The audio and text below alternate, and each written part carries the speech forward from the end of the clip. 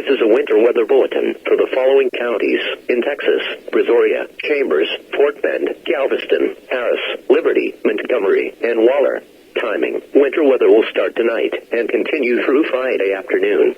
Threat: ice accumulations from sleet and freezing rain of 0.10 to 0.25 inches.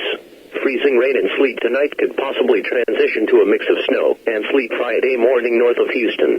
Main impact: accumulating ice will be likely tonight into Friday morning. Initially, the precipitation will start out as rain early this afternoon and then transition into freezing rain and ice pellets.